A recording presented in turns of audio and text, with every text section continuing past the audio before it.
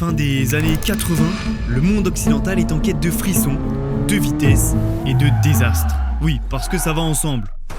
Les marques italiennes se concentrent sur des véhicules beaux en apparence, pas fiables et surtout exigeantes à conduire.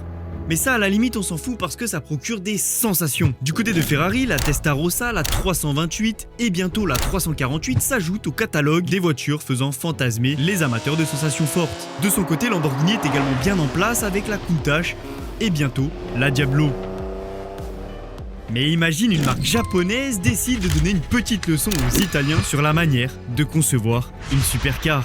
Et imagine bien sûr que cette marque japonaise, en sortant sa toute première supercar, réussit à mettre une claque si phénoménale que tous les constructeurs ont commencé à s'inspirer de ce modèle. Bref, tu l'auras compris, aujourd'hui on va voir comment Honda a osé humilier Ferrari et Lamborghini avec cette supercar, pas comme les autres. La Honda NSX.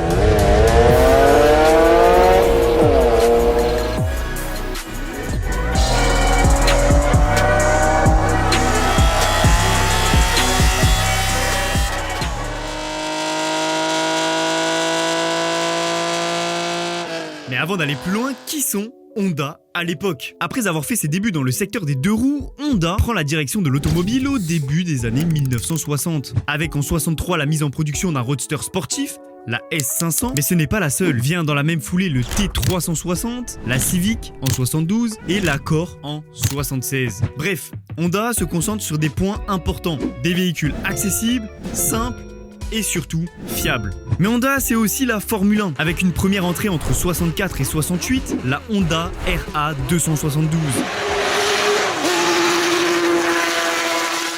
Et oui, ils ont osé proposer leur propre monoplace, qui remportera tout de même 2 grands prix. Les manques de fiabilité et accidents tragiques les ont menés à se retirer du devant de la scène. Et tu les connaîtras plus tard en tant que fournisseur de moteurs, dans un premier temps chez Williams F1 Teams et puis chez McLaren. Voilà qui est Honda. Une marque qui ne se cantonne pas à ce qu'il sait faire, mais au contraire, qui tente d'innover et de progresser. Au début des années 80, Honda n'a jamais produit de véritables voitures de sport à moteur central arrière. La marque est réputée pour ses moteurs de moto et ses succès en compétition. Mais dans ses concessions, on trouve principalement des compacts traction et des coupés dociles. Mais en 84, une petite équipe d'ingénieurs s'amuse à bidouiller une Honda City. Et si on mettait un moteur à l'arrière, ça pourrait être vachement drôle. Alors le résultat est bricolé, mais avec un moteur en position centrale arrière, juste derrière les sièges, les résultats sont prometteurs. Et l'idée va leur rester en tête de pourquoi pas un jour construire une vraie sportive à moteur central. La même année, Honda s'associe à Pininfarina. Ah bah oui, chez Honda, ça réfléchit vite. Ils veulent un bolide pour piloter à fond sur circuit le week-end et conduire pépère en allant au boulot le lundi matin. Ah oui, et sans appeler la dépanneuse. C'est donc au milieu des années 80 que débute le développement de la NSX sous le nom de code HPX pour Honda Pininfarina Experimental. Bon, l'accent anglais il est pas encore là. Oui, Honda s'est pas cassé la tête 30 ans. L'objectif est de détruire Ferrari. Alors pourquoi ne pas aller chez le célèbre carrossier italien pour les battre sur leur propre terrain? Ce prototype sera dévoilé en 1984 avec un petit V6 de 2 litres en position centrale, sans portière et inspiré des technologies de l'aéronautique et de la Formule 1 de l'époque. Et vu que Honda vient de faire leur retour en F1, eh bien en interne le projet d'une supercar commence à faire de plus en plus de bruit. 1985, c'est le feu vert lancé par Honda. La marque japonaise va enfin avoir sa première vraie sportive.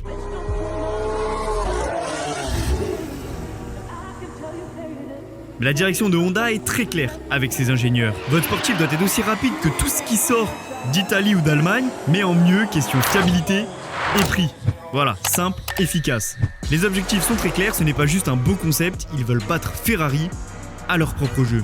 Et la cible, c'est la 328 GTB.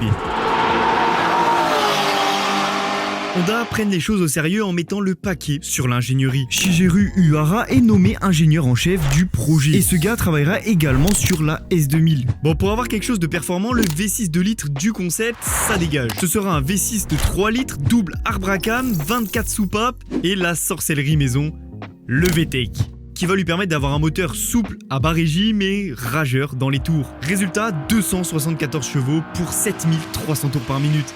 Du jamais vu pour un petit V6. Et il recevra autant d'attention qu'un moteur de F1 avec l'ajout de bielle en titane. Voilà, je pose ça là et on retrouvera également une boîte manuelle à 5 rapports. Alors à première vue, la puissance ne fait pas rêver quand on sait qu'en face, la 328 a 300 chevaux. Mais attends, je te sens pressé, je t'ai pas encore dit le plus important. Et pour le deuxième tour de magie de la NSX, le châssis monocoque, la carrosserie et les suspensions, tout en aluminium. Résultat, 1300 kg, soit 200 kg de moins grâce à l'aluminium. En gros, la NSX est un concentré d'innovation, c'est la première auto de série avec un châssis tout en aluminium, première à avoir aussi un moteur avec des bielles en titane, et une première chez Honda à adopter la direction assistée électrique sur les versions suivantes. Tiens, est-ce que t'aimes le croustillant? Eh bien sache que le cockpit vitré de la NSX, offrant une visibilité panoramique, a été inspiré d'un avion de chasse, le F-16. L'information est pas forcément intéressante, mais c'est cool. Honda sait faire des moteurs, ça y a aucun doute. Mais pour créer une supercar équilibrée, il faut un châssis préparé aux petits oignons. Et qui Honda a sous la main?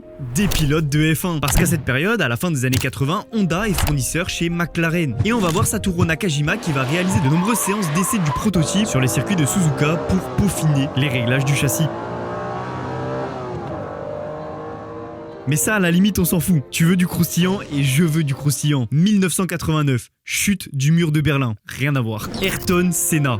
Alors que Honda réalise des tests sur circuit, comme par hasard, Ayrton passe par là. Et ça serait cool quand même qu'il nous teste la caisse pour le marketing, non? Ah, pour qu'il teste le châssis, pardon, je m'emballe. Et c'est comme ça qu'on se retrouve avec notre triple champion du monde sans casque qui tape dans la NSX sans mocassin. Et ça, on aime.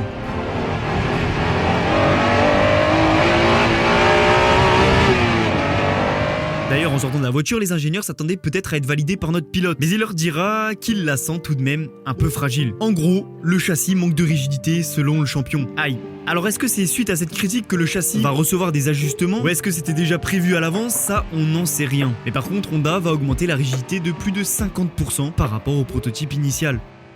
Notre voiture est enfin prête à être dévoilée au monde. Honda lève enfin le voile sur la New Sport Car Experimental au salon de Chicago en février, puis à Tokyo en octobre. Et c'est un coup de tonnerre, c'est la première fois qu'un constructeur japonais atteint ce niveau de technologie dans une voiture de route. C'est en 1990 que la NSX sort sur route ouverte. Et c'est le choc dans l'univers auto. Une japonaise de 274 chevaux qui coûte moins cher qu'une Ferrari, qui peut rouler sans se casser et qui sur circuit surperforme notre petit poulain. Et les journalistes ont la bonne idée de réaliser un comparatif sur les sorties de l'année, mettant en compétition la NSX avec la 348, la Porsche 911 et la Corvette ZR1. Et à ton avis, qui gagne?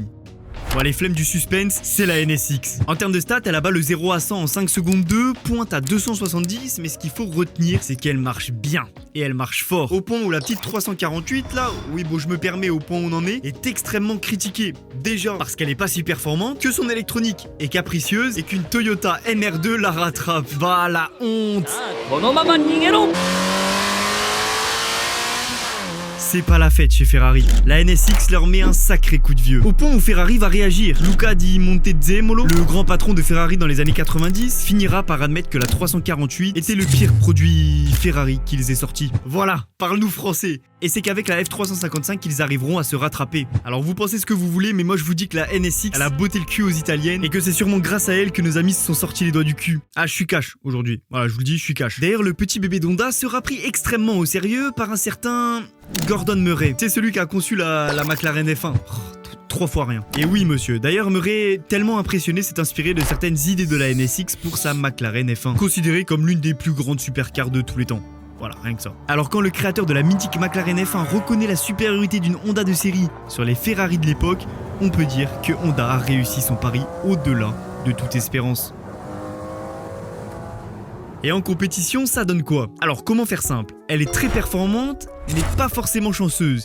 Mais très performante. Mais elle a eu tout de même un parcours légendaire. Dès le début des années 90, Honda engage la NSX dans différentes épreuves de sport automobile. En 94, lors des 24 heures du Mans, une Honda NSX est engagée dans l'écurie Team Kunimitsu, avec au volant 3 pilotes japonais dont un nom un poil célèbre, Keiichi Tsuchiya, ou encore le Drift King, ou même le roi du drift. Et même il est raid de la dérive. Bref, tu l'as compris, j'aime ce type.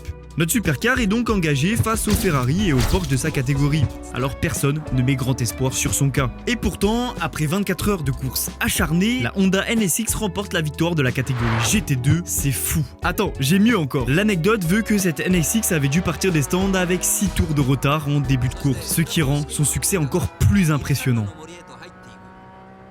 Allez, on prend la direction du Japon. Et c'est le championnat japonais de tourisme, le JGTC, en catégorie GT500 qui va nous intéresser. Allez, bon courage parce qu'en face on retrouve les Supra et les Nissan Skyline GTR de l'époque. Non, après ça sert à rien de se mettre trop la pression. D'autant plus qu'Honda prenne les choses en main en collaborant avec Dom pour développer un châssis spécifique au GT500 propulsé par un moteur Mugen.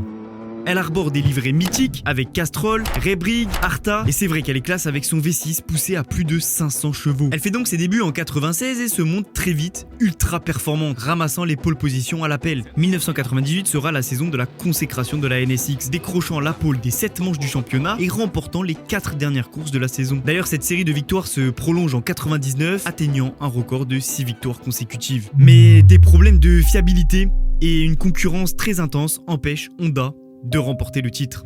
1998, round 1, Suzuka. Malgré une pole position, les NSX subissent des défaillances mécaniques pendant la course. Round 2, toujours en pole position sous une pluie torrentielle, gros accident entre une 911 et une Ferrari F355. Qui a d'ailleurs pris feu, faisant annuler la course. Bref, des événements comme ça, il y en a beaucoup, ce qui lui a valu la réputation d'arme à double tranchant. En 2000, Honda a introduit la NSX GT Phase 2, avec un moteur monté plus bas et une transmission issue de la formule Nippon. Et malgré des débuts difficiles à cause de la fragilité de cette nouvelle boîte de vitesse, Ryo Michigami, au volant de la Castrol Mugen NSX numéro 16, parvient à décrocher le premier titre pilote et équipe pour Honda. Alors je rajoute un détail, il l'a fait sans gagner une seule course. Mais faut pas en tenir compte, c'est un détail. Non. Par contre, grâce à une extrême régularité, il a réussi à placer Honda au sommet.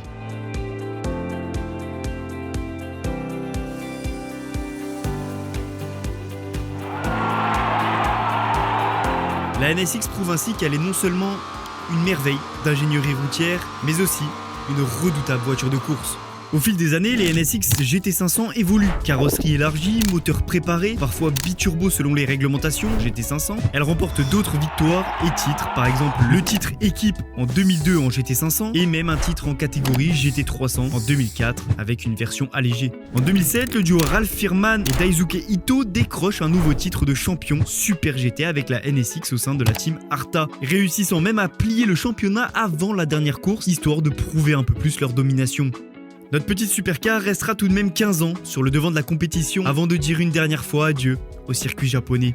Novembre 2009 marque la fin d'une ère avant d'être remplacé par un nouveau prototype, la HSV 010. Plus de 50 victoires, 4 titres pilotes au total, bref, un sacré palmarès qui fait honneur à la marque.